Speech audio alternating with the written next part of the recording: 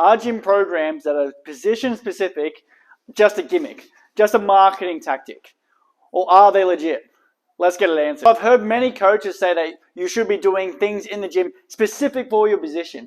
So you get faster if you're a halfback, or you should get bigger if you're a prop, but without losing your athletic prowess. So how true is that? Should you have a program specific for your position? I'm going to answer that now. So if you have a coach or you have a strength and conditioning coach that likes to do that, fine, you can tag them in the comments, you can put your own opinions, and we can chat about this. So straight away, I'm going to say, no, most people should not be doing position-specific things, and here's why. They should be doing stuff specifically for themselves. What do they need to work on? Okay, so say we had two wingers. Okay, one is really skinny but really fast. Okay, and they're struggling to then take down people, tackle people, and if they had a bit more size, a bit more strength and weight behind them, that would help them. Okay, and then you had another winger, same position. Okay, but he's a really big man or a really big girl. Okay, but they need speed. All right, does a winger position-specific program then help both of those people?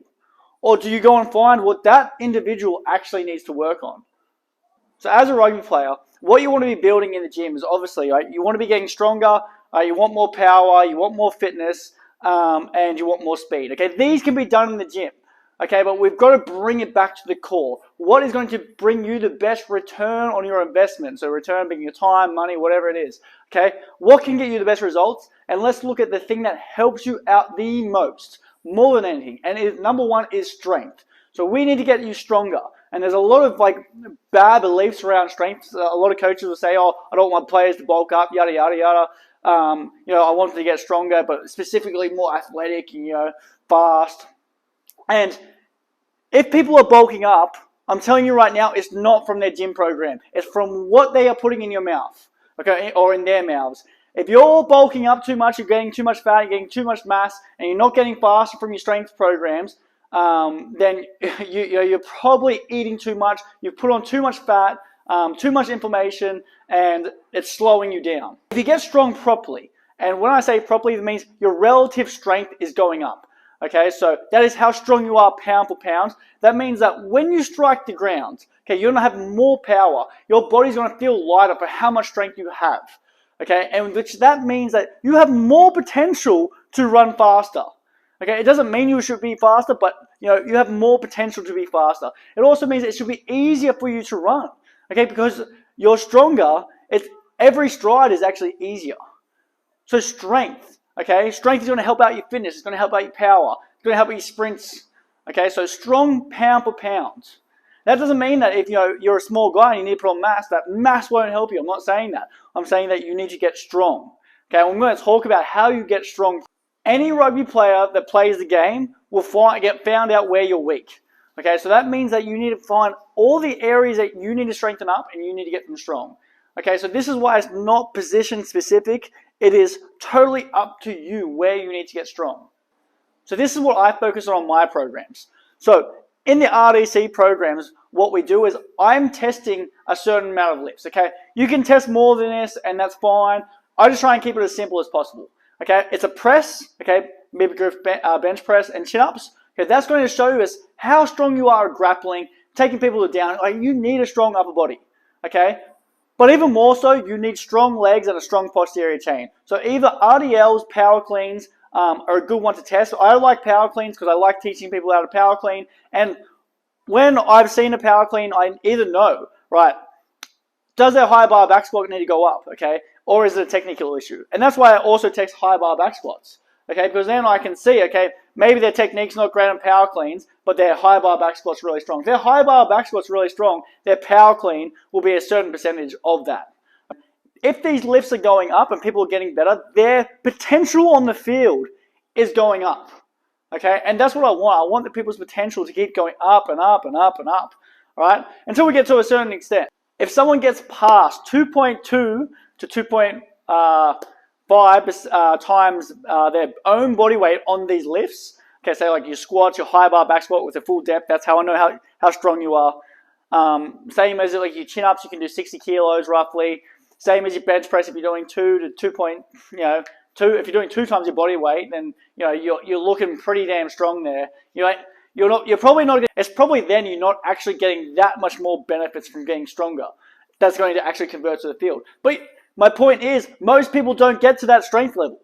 Okay, and if you don't get to that strength level, then there's no point in doing more position-specific things in the gym. Your idea should be to get to those levels of strength.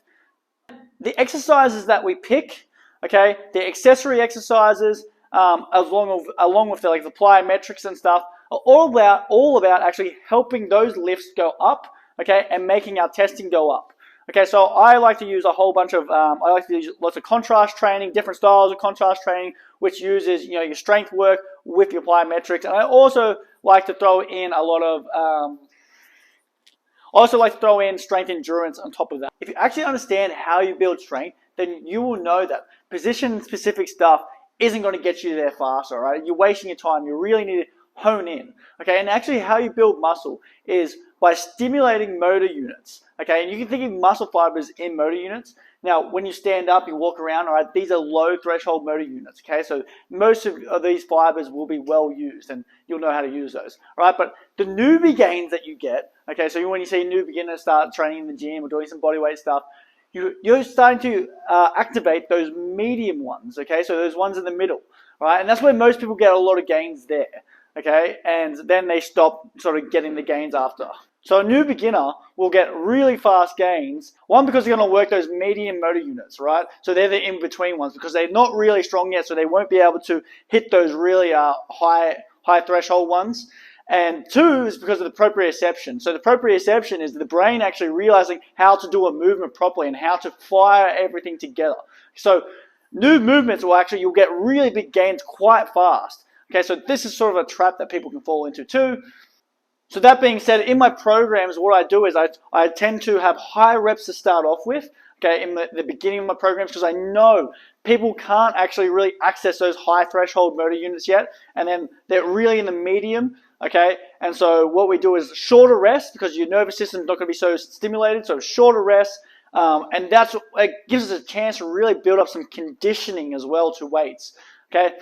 And then as we move along, right, we keep the reps quite high, and then we start to go into our heavier with more rest. So now understanding how people actually put on muscle and get stronger, then you can actually make these decisions. Oh, okay, like maybe I would be wasting my time being like, okay, a number 7 needs these specific exercises to do this specific thing, whatever it may be.